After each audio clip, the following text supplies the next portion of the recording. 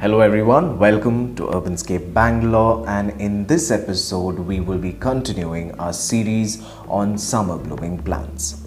And today's video will be graced by this beautiful Mediterranean plant, the oleander, or otherwise called the Nerium. So this has no precise place of origin, however a lot of people associate this with the Mediterranean region, and it is a signature feature in Moroccan garden designs. Please note that all parts of this plant is toxic, and it also leaks out that milky sap which can be an irritant to the skin and other sensitive parts of the body. But I have heard so many misconceptions of this plant that bees drink the nectar of this plant and die.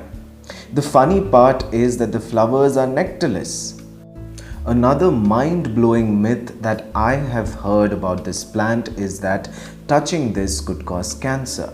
All this is nonsense. This is an excellent plant in your garden provided it does not end up in your mouth. This is widely known for its drought-tolerant nature. In India, you would see this plant grow on national highway road dividers where it survives with little or no water. But when you're growing this in containers, remember that it might need water regularly to perform really well. It can survive maybe maximum up to a month without water in a container, but more than that would end up killing this plant. The name oleander comes from the word olea, which means olive, because the leaves of the plant bears semblance to the olive plant. This plant can be grown for its beautiful grey silvery green leaves and its vast array of flowers from pink, red, yellow, white, etc. The flowers are lightly fragrant with a very musky smell. This is a shrub, not a tree, so you can grow this as a hedge or a focal point in the garden, which can be either in the ground or in the container. This is a heat-loving plant and cannot survive very frosty, cold climatic conditions. Now let us look at some basic care needs of this plant. Sunlight. Full scorching sun will be the ideal placement of this plant without shade for more blooms. Watering. When grown in containers, water consistently provided you have well-draining potting mix. Potting mix should be well-draining, so use a lot of sand with some coco peat or garden soil. It is not a very fertilizer-hungry plant, but you can add some amounts of compost to give it that energy to produce more blooms.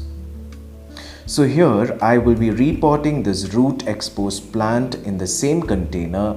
Look at the abuse that it has undergone, and still it blooms and flourishes.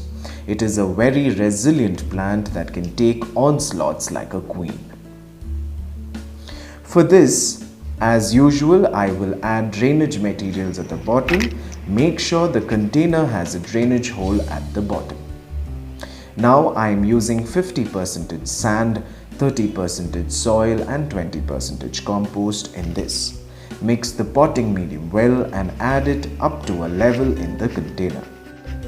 Check if the plant sits snugly in the pot, or else remove the plant and take out excess potting medium and place the plant again.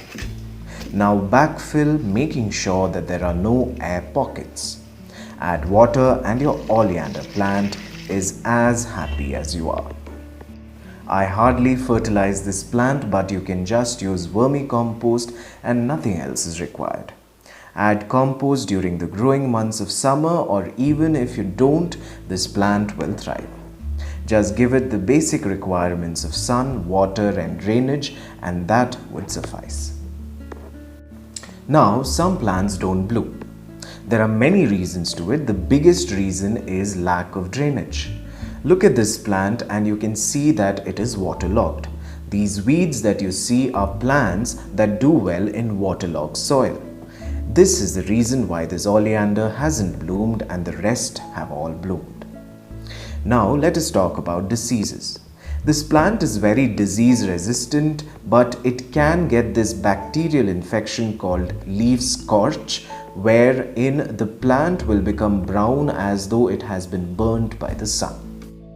Do not worry, this is transmitted by some bugs and it is highly unlikely that this would happen to you. If it does, then there is nothing much you can do. You have to sacrifice the plant. So this can be propagated easily with the help of stem cuttings or seeds. It produces these seed pods, and another way to increase blooming would be to remove these seed pods. So now let me talk about some cultural aspects of this plant. In India, the flowers of this plant are used as offerings to the god, a common fixture in all temples. This is called Kaneer in Hindi, Aralipu in Malayalam and Tamil, and Kabirai in Manipuri, and much more in other languages.